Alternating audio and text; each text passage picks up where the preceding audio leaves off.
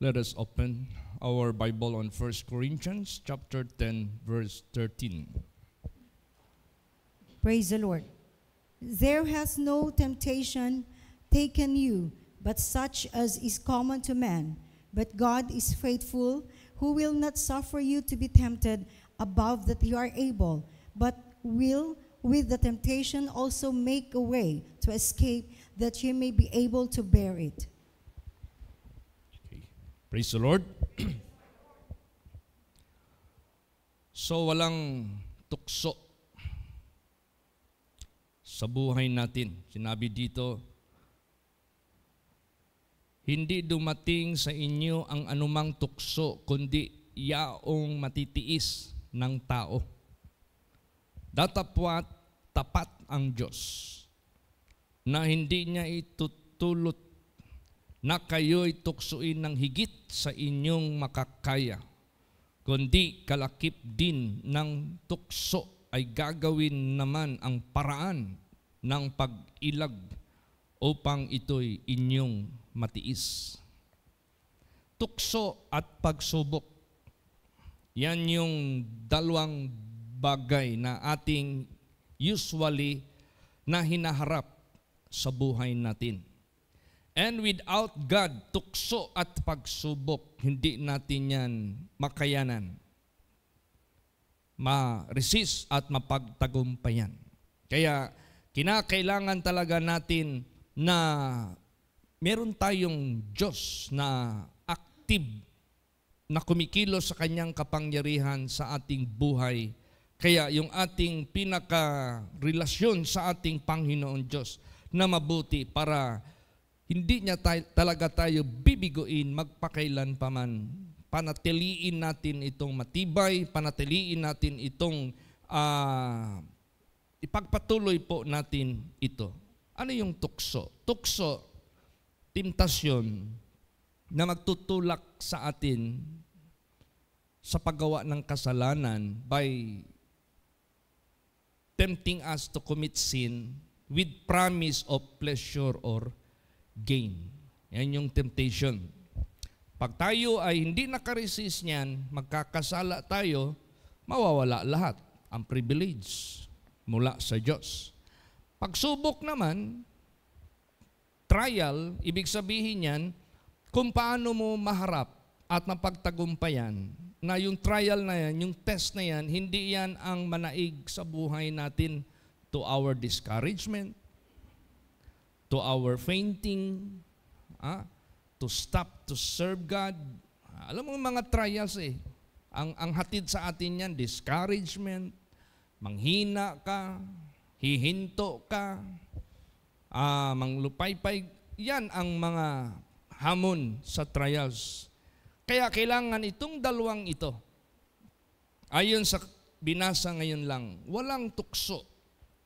Isali na lang natin yung trials na ibibigay sa Diyos sa atin na ipahintulot na mangyari na hindi natin kayang lampasan. Praise the Lord! Ang Diyos ang gagawa ng paraan na maka-escape tayo. Pag sinabing maka-escape, without damage. Temptation, pag maka-escape ka sa temptasyon na walang damage na mangyari sa buhay mo, anong damage? Na hindi ka magkakasala. Hindi ka mahiwalay sa Diyos. Patuloy ma-establish yung relasyon mo na mabuti sa Diyos. At ang pagsubok naman, hindi ka manglupaypay. Madaig mo ang pagsubok. So habang nadadaig natin ang mga pagsubok, meron tayong mga accomplishments na nagagawa sa harapan ng Diyos na karapat-dapat niyang bigyan kahit pa man ng gantimpala. Di ba sa paaralan may mga pagsubok? Binibigyan ng gantimpala ang nakakalampas. So ganun din sa buhay natin.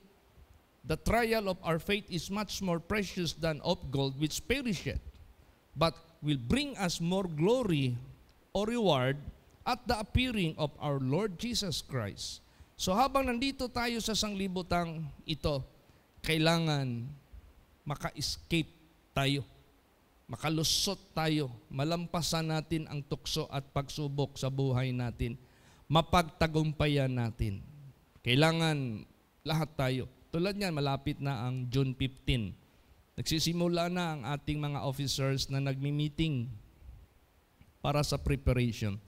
The heaviest challenge ever na ating hinaharap sa paglilingkod natin sa Diyos itong June 15. Ilan ang June 15 ang nalampasan natin na pagtagumpayan natin. At kung lumalaki man ang volume at lumalaki man ang presyo ng mga bilihin, hindi ibig sabihin manghina tayo, hindi ibig sabihin mawalan tayo ng pag-asa. So, kinakailangan alalahanin natin ang kanyang mga pangako na kaya niya tayo palampasin, kaya niya tayo iangat higit sa ating hinaharap na mga challenges sa buhay. Praise the Lord. Basahin natin Psalms 124 verse 7. Praise the Lord. Our soul is escaped as a bird out of the snare of the fowlers. The snare is broken and we are escaped. Yan, para tayong ginagapos, para tayong kinukulong sa mga pagsubok, sa mga challenges na hinaharap natin, na para bagang tayo ay naiipit. Pero anong sinabi dyan? Our soul is escaped as a bird out of the snare of the fowlers. The snare is broken and we are escaped. Kaya natin yan malampasan. Kaya natin yan ma-overcome. Kayang-kaya natin yan. Paano? Anong gawin natin? Huwag nating kalimutan ang Diyos. Tama yung na-testimony ni isa sa ating kapatira na si Sister Risa, na yung message minsan dito, go forward. Let us go forward. Let us face all challenges na inilagay ng Diyos sa buhay natin, at ito na ang ibig sabihin nito, na walang mga challenges na ipaintulot mangyari sa buhay natin na hindi natin malampasan. Praise the Lord.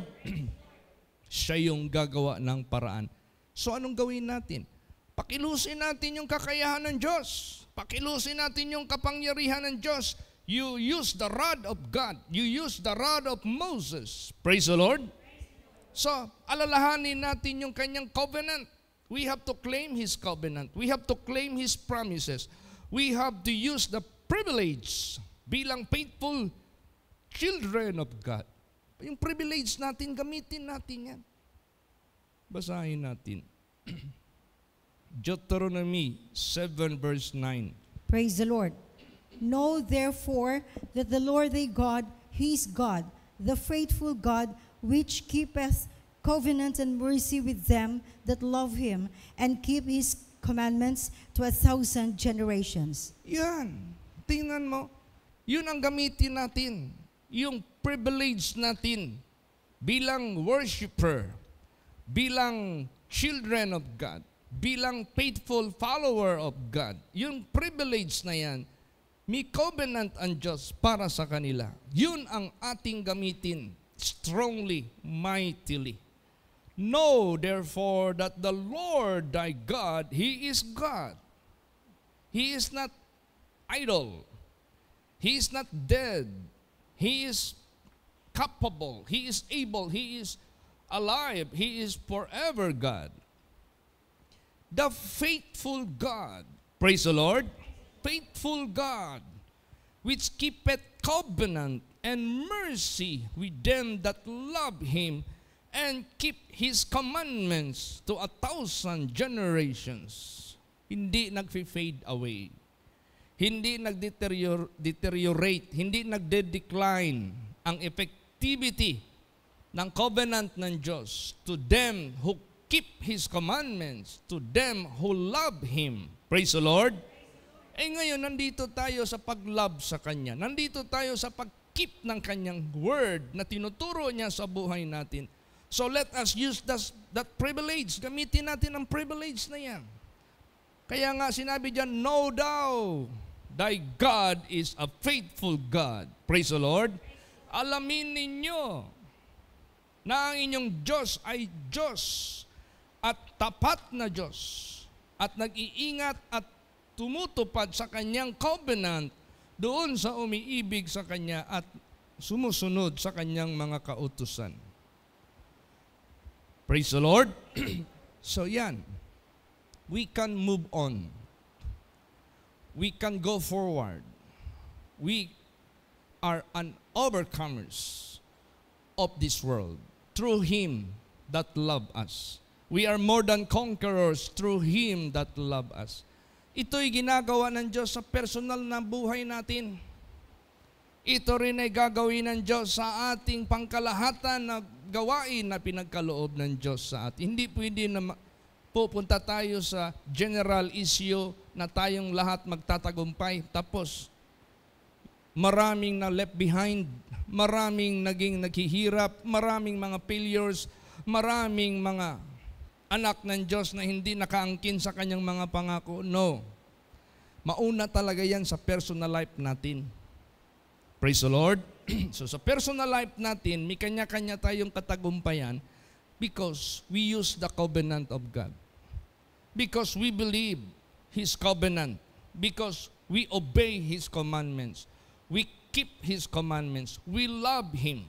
So tayo mismo, personally, meron tayong personal victories, miracles, provision, lahat-lahat na. Then ipunin natin ang ating kakayahan in the name of our Lord Jesus Christ.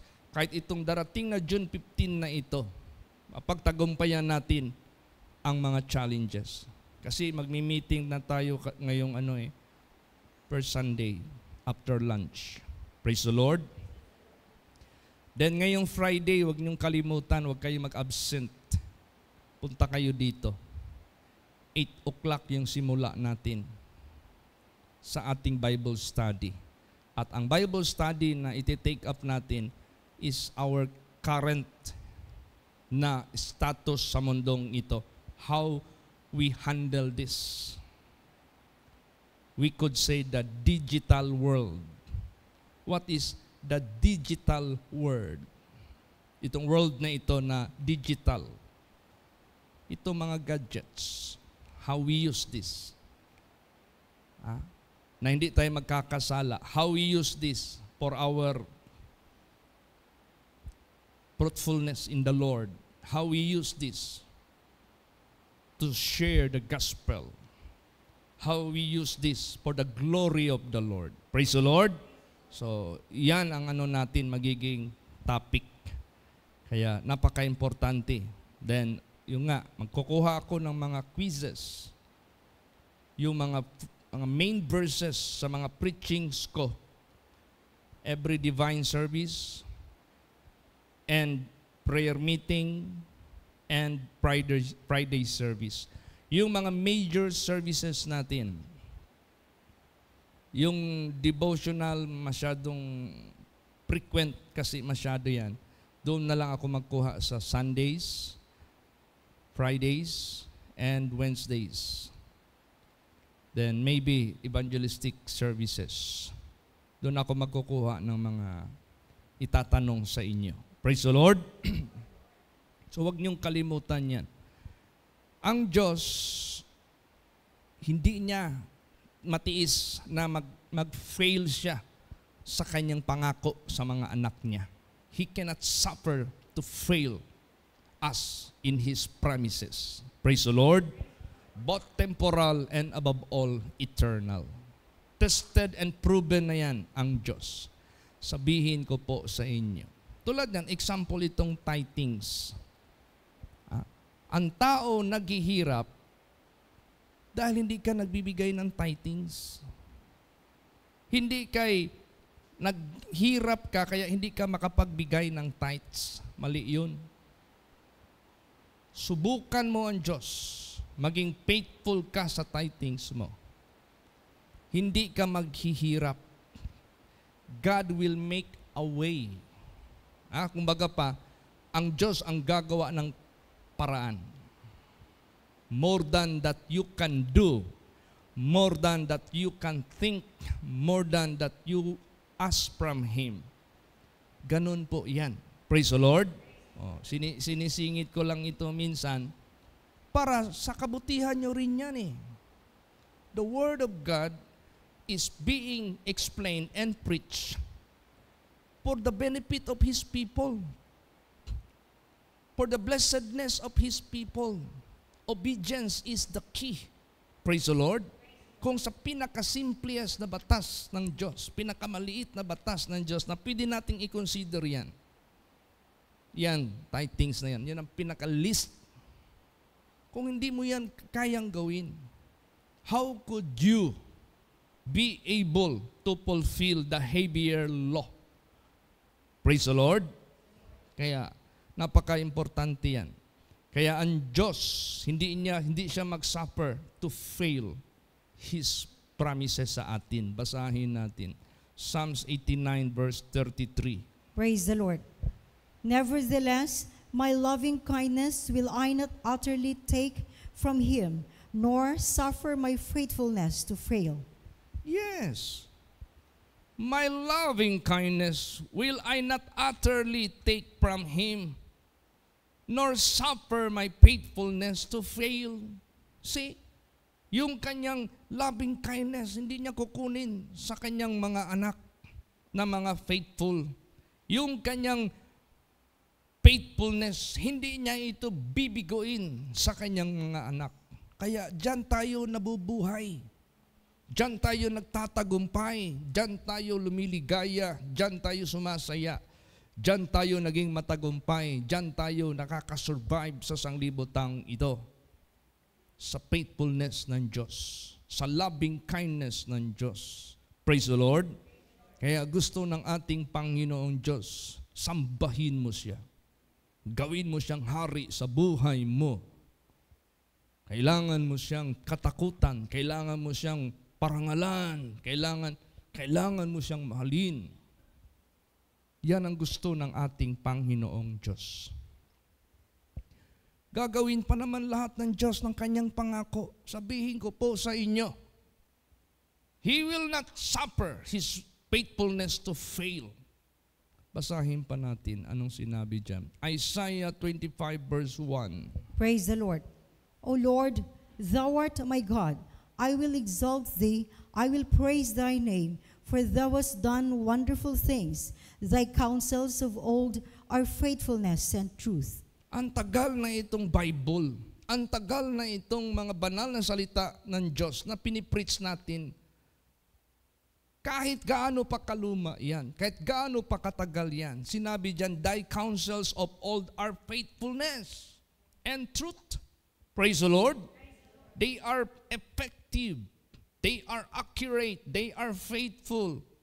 They are useful. They are powerful. They are performing wonderful things sa mga anak niya na naniniwala dyan, sumusunod sa kanyang mga kautusan.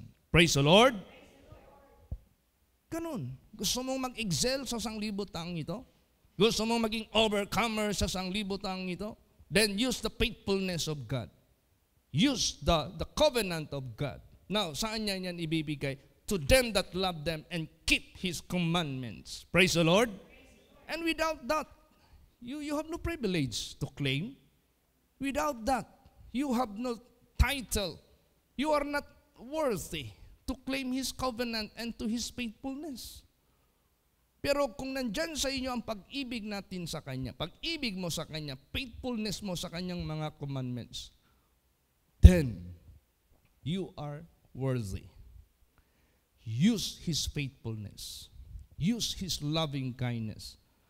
Use His covenant. Then by that, walang pagsubok, walang challenge na hindi mo yan malampasan. You are more than conquerors. Higit ka pa sa mga conquerors sa sanglibutang ito. Because it is God who is doing for you.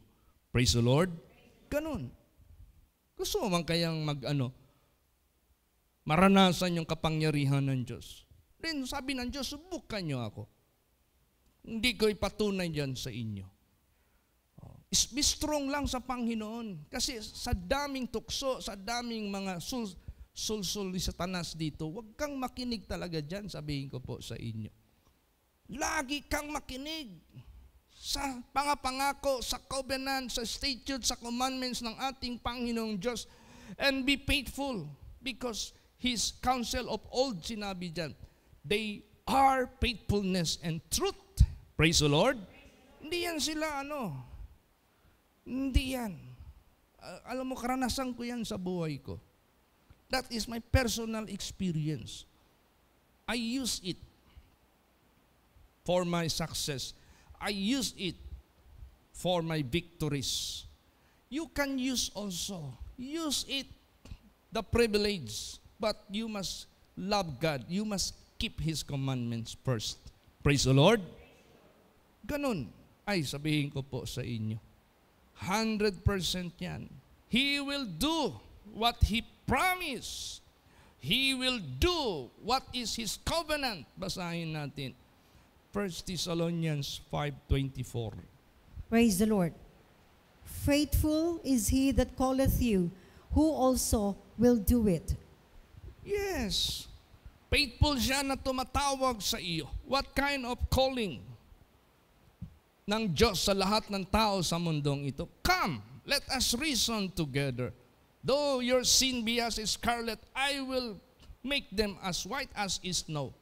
And if ye are be willing and be obedient, sabi ng Diyos, then I will fulfill my promises to you.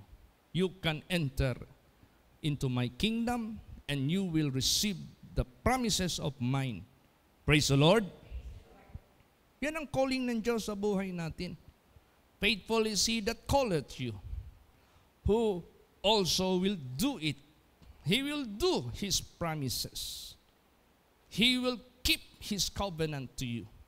Ganun. Higit pa yan. Sa tao sa mundong ito. Ang tao may limitation. Ang tao may hangganan. Ang tao may mga failures nangyayari. Huwag manalig sa ano pa mang bagay sa sanglibutang ito. Put your trust in God. He is ever alive. He is ever able. Imagine yung ginawa niya ang universe. Paano niya ito gi-sustain, paano niya ito gi-preserve. Buhay mo lang, di niya kayang i-bless. Hindi niya kayang bigyan ng katagumpayan. Buhay mo, hindi niya kayang i-sustain, hindi niya kayang i-provide.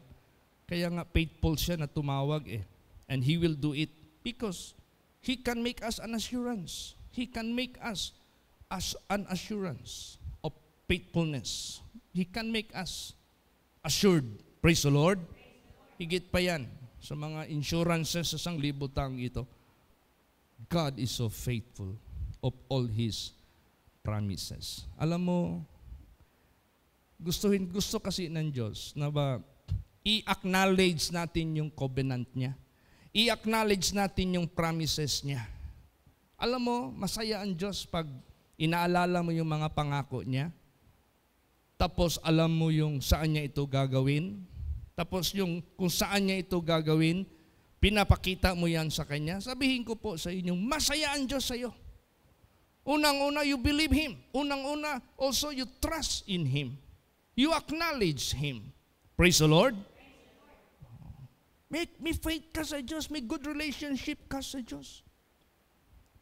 Hindi basta-basta itong ating pagsunod, pag-ibig natin sa Kanya. Napaka-the best ito na hakbang sa buhay natin. Alam mo anong gagawin sa Diyos sa iyo? Pag umibig ka sa Kanya, and you keep His commandments, lalo kang iibigin ng Diyos. Lalo kanyang lalapitan, lalo niyang ipa-experience sa buhay mo. Basahin natin ang kanyang relasyon na mabuti sa iyo. Basa Hosea 2:20. Praise the Lord. I will even betroth thee unto me in faithfulness, and thou shalt know the Lord. See? Napaka-intimate na relationship ito. I will even betroth thee unto me in faithfulness. You know, betroth. Alam mo yung taong kakasalin na sa taong yan. Ibig sabihin yan, pag-solemnize na lang ang kulang sa buhay nila. But actually, they have already committed to each other for the future of their relationship as husband and wife. ito naman, ibibitrot niya tayo sa faithfulness niya. Praise the Lord. Ibig sabihin yan, mag-agree ang Diyos na makipag-unite sa iyo sa kanyang faithfulness. Napaka-ano niyan? Napakadakilang bagay yan. Pag yan ay natamo mo sa buhay mo. At sinabi niya, and thou shalt know the Lord. Makilala mo ako. How faithful am I? How able am I? Makapangyarihan ako, faithful ako, able ako. Hindi ko isuffer na mag-fail ako sa inyo. Malalaman niyo ako. It's good to know the Lord. Praise the Lord. How do you know God? By letting Him doing His good promises to your life. Then there you will know God. Oh Lord, you are true and faithful. Oh Lord, there is nothing like you. Praise the Lord. Pero kung malayo yung pananampalataya mo, malayo yung pananalig mo, malayo yung pag-ibig mo, malayo yung commitment mo dyan sa Kanya, nako, wala kag ngipon sa tiguang hingo, way kaligunan ng imuhang spirituality. No. Let us be strong in the Lord and in the power of His might. Praise the Lord. Diyan tayo mag-imagine, I will even betroth thee unto me in faithfulness, and thou shalt know the Lord. Now, how God will establish His faithfulness to you if you are loving God and keeping all His commandments. Basahin natin. 2 Thessalonians 3 verse 3. Praise the Lord. But the Lord is faithful, who shall establish you and keep you from evil. Yan. Imagine, ang Panginoon ay tapat na mag-i-establish sa iyo. Pag sinabing pag-i-establish ka ng ating Panginoong Diyos, hindi ka mapapahamak. No one can touch you for your destruction. Who shall establish you in terms of your future salvation? Who shall establish you in terms of your future here on earth? He can take care of you more than anybody can take care. And keep you from evil. Nobody can keep you from evil as what can God do to you. Walang sino mang makaingat sa iyo mula sa kasamaan na kayang gawin ng Diyos sa sino man niya kung saan niya kanino ito gagawin. Praise the Lord. Ibahin natin ang Diyos. Let Him be our King. Let Him be our God. If He is our King, then we pay obeisance. We bow down before Him. If He is our God, then we worship Him in spirit and in truth. And we keep all His commandments as what He is asking. Ano yung hinihingi niya sa atin? If you love me, keep my commandments. Love the Lord thy God with all your heart, with all your mind, with all your strength, and with all your soul. Yun. Ang gusto ng Diyos may establish sa atin lahat. Maguguna man ang mundo, sabihin ko sa inyo, hindi tayo mapapahamak. Praise the Lord! Hindi tayo mapapahamak. Tingnan mo yung pangako ni Jesus Christ. Only one thing He asks us from you and from me. Only one thing He asks from you and from me. Magtuman! Magtuman! Magtuman! Ora na. No. How could we do that? Search your heart. Saan ka nag-fail? Saan ka nag-disobey? You stand to be corrected. Kailangan magpa-correct ka. Amend your ways. Hindi kayo mo kubol hinoon ka. Hindi kayo mo sukol hinoon ka. Hindi kayo mo sungag hinoon ka. Tanawang mga tao diri sa people of Israel. Ni sungag, ni kubol, ni kahino ng ilang mga kasing-kasing. Ipang bali hinoon sa Diyos ang mga liog nila. Wa na'y solusyon. See? Kaya napaka-importante po sa buhay natin. We can face any challenges with all the victories. Kay atong ginapalihok ang Diyos sa atong kinabuhi according to His faithfulness, according to His truthfulness, according to His covenant. But the question is, are you among those who love Him and keep His commandments? Praise the Lord.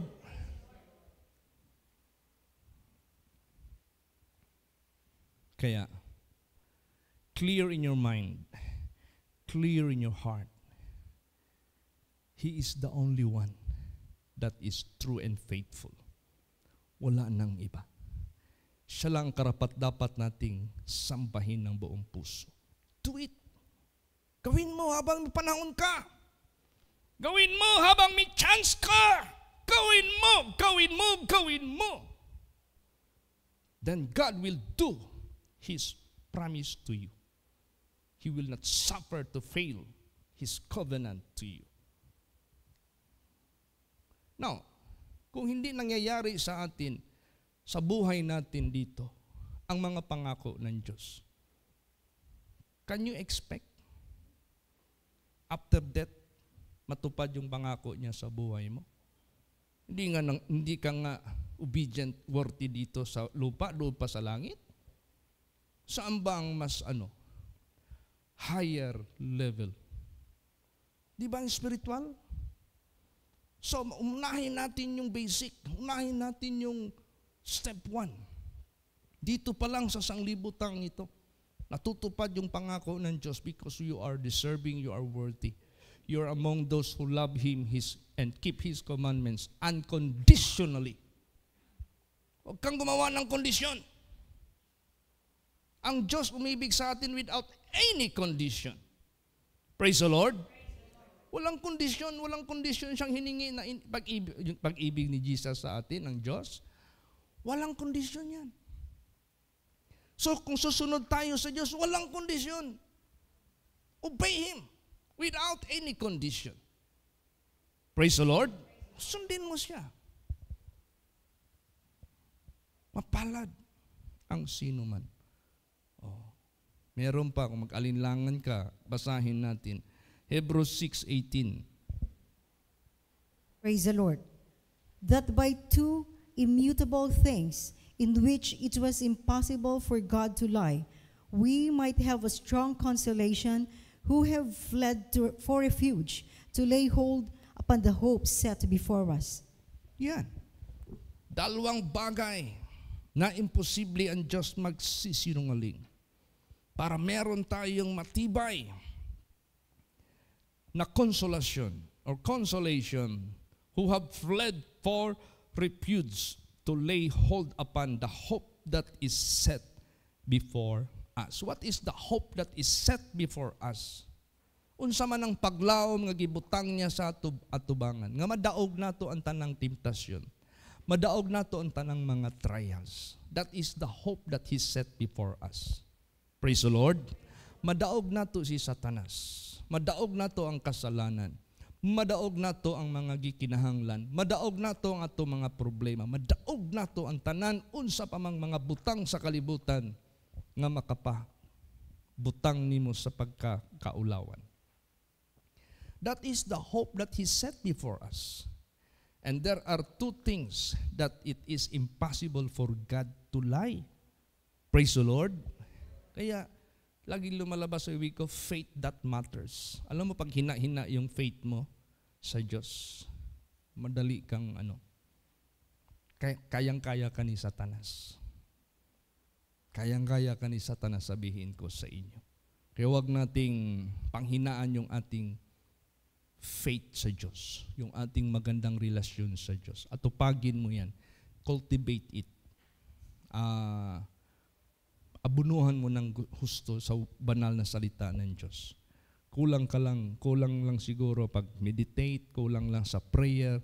Alam mo, ganun yan eh. Pag hina yung faith mo, kulang ka sa prayer, kulang ka sa pag-meditate, kulang ka sa pag-take heed sa kanyang banal na salita, kulang yung lalim ng iyong sinseridad sa Diyos. Puro kulang. Wag. kailangan i-full natin ang ating pakitungo sa ating Panginoong Diyos. Alam niyo anong pangako ng Diyos sa kanyang mga people? Ginawa niya lahat ito. Basahin natin. Exodus 3:17. Praise the Lord. And I have said, I will bring you up out of the affliction of Egypt unto the land of the Canaanites, and the Hittites, and the Amorites, and the Perizzites, and the Hivites, and the Jebusites, unto a land flowing with milk and honey. Yan ang pangako ng Diyos. Dadalhin ko kayo mula sa kahirapan ninyo dyan sa Ehipto. Papuntahin ko kayo doon sa land of Canaanites, Hittites, Amorites, Perizzites, and Hivites, and Jebusites, na kung saan dyan umaapaw, nagpo-flow yung milk and honey. Di ba nangyari yan? Pagdating ng panahon na namatay yung Pharaoh, na mabuting Pharaoh kay Joseph, nagkaroon ng sumibol ng bagong Pharaoh, hindi na nirecognize yung angka ni Jose. Tapos, iba na ang kanyang consultant, ang mga ina-advise sa kanya against na sa people of Israel. Pahirapan natin yan sila para hindi yan magrami. Ganito, parusahan natin yan sila. Di ba grabe yung affliction? Tapos yun yung sabi ng Diyos ngayon, kukunin ko kayo from the affliction of Egypt and I will bring you into the land of Canaan. Sa buhay natin, what is promised land? The kingdom of God. God hath promised to us for blessedness in this world, meron din. Dalawa baya yan. Hindi lang baya yan spiritual. Iparanas din baya ng Diyos sa atin sa literal or material. Na gusto mong matupad yan. Gusto mong ma-fulfill yan by His faithfulness, by His riches and glory, and by His power. Then, huwag kang magalinganin sa Kanya. Full ang faith mo sa Kanya. Yung faithfulness mo sa Kanya, ibigay mo na ng walang kondisyon. Praise the Lord. Hindi kay tumatanda ka na. Para kang pendulum na tik-tak, tik-tak, wala pa rin sa iyong spirituality mo. Magpakatibay na tayo para marami pa tayong magawa. Praise the Lord. Someday, somehow, hindi lang ako magbabiyahe with my wife for the mission. Kayo rin. Darating ang panahon, you will be doing great things for the Lord's glory and for the Lord's honor. Ang daming gawain natin sa Panginoong Diyos. Praise the Lord. Get involved yourself. Hindi lang sa choir, hindi lang, marami pa. Dami pang gawain natin, sabihin ko po sa inyo. Kaya, without the blessing of God, hindi natin magagawa yan. So, we need the blessings of God so that we are becoming blessings to other people of the world. Be obedient. Be faithful from the least to the greatest. Be consistent para ang Diyos buo yung kanyang covenant ibibigay niya sa atin lahat. Amen? Praise the Lord. So, kailan na-fulfill yan? Basahin natin yung pangako niya. Sige, basahin muna natin ang background. Exodus 2:23 hanggang 25. Praise the Lord. And it came to pass in process of time that the king of Egypt died, and the children of Israel sighed by reason of the bondage. And they cried, and their cry came up unto God by reason of the bondage. And God heard their groaning, and God remembered His covenant with Abraham, with Isaac, and with Jacob. And God looked upon the children of Israel, and God had respect unto them. Yan. Miyak sila sa Panginoong Diyos. Meaning to say, only God can answer the solution of their situation. Only God can give them the freedom from the bondage of affliction. God, the only one, can bring them to the land of promise. Kaya, doon sila umiyak. Umiyak tayo sa Kanya. establish natin yung magandang relasyon sa Kanya and abide in Him. Para walang masayang na panahon, para walang masayang na moment sa buhay natin, we are adding more and more things from God para lalo tayo mag-abound sa Kanyang mga gawain. Ano pala ang pangako ng Diyos kay Abraham? Last verses, basahin natin. Genesis 15:13 hanggang 21. Praise the Lord. And he said unto Abram, Know of a surety that thy seed shall be a stranger in a land that is not theirs, and shall serve them, and they shall afflict them 400 years. And also that nation whom they shall serve will I judge, and afterward shall they come out with a great substance.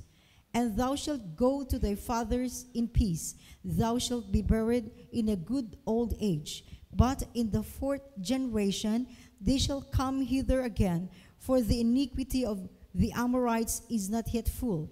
And it came to pass that when the sun went down, and it was dark, behold, a smoking furnace and a burning lamp that passed between those pieces. In the same day the Lord made a covenant with Abram, saying, Unto thy seed have I given this land, from the river of Egypt unto the great river, the river Euphrates, the Kenites, the Kenizzites, and the Kadmonites, and the Hittites, and the Perizzites, and the Rephaims, and the Amorites, and the Canaanites, and the Girgashites, and the Jebusites. Yes. 400 years after, bago natupad. Bakit? Abraham, then Isaac, Jacob, Joseph. Kailan tupad? Panahon ni Moses. 400 years after. They were brought into the land of promise. So natupad ang pangako ng Diyos. Kaya ganon din sa buhay natin. Use the covenant of God. Use the privilege of His faithfulness. Be obedient. Sino ang nakapasok sa land of promise? Joshua and Caleb. Sino si Joshua and Caleb? These are strong in faith and obedience to God. Praise the Lord. So ganon din sa buhay natin. Be like Joshua and Caleb. Walang challenges na hinarap nila sa buhay nila, hindi nila nalampasan lahat. Lahat yan nalampasan nila. Kaya mag-pray tayo ngayong gabing ito, itong June 15 na ito, kayang-kaya natin ito. Pray din natin ang biyahe namin by February 7, maybe, for Zamboanga. Then Dipolog, balik dito, a week after Malaysia kami, 2 weeks kami doon. God be willing. After 2 weeks balik dito, then nag-request ang Hong Kong congregation na makabisita din kami doon. Then God be willing, before end of this year, makabalik kami bisita sa Canada. So, i-pray natin lahat ito. Lahat kayo, pagpalain ng Diyos. Lahat kayo. May mga personal experience tayo in terms of faithfulness and covenant of God. Then pag itipunin natin ang lahat na binigay ng Diyos sa atin na kakayahan, malaki ang magagawa natin for the Lord's glory. Praise the Lord. Kaya lahat tayo, lagi nating alalahanin, there hath no temptation taken you but such as is common to men. But God is faithful, who will not suffer you to be tempted above that ye are able, but will with the temptation also make a way to escape, that ye may be able to bear it. Kayang-kaya natin lahat yan. Amen? Praise the Lord. Magsitayo po ang lahat.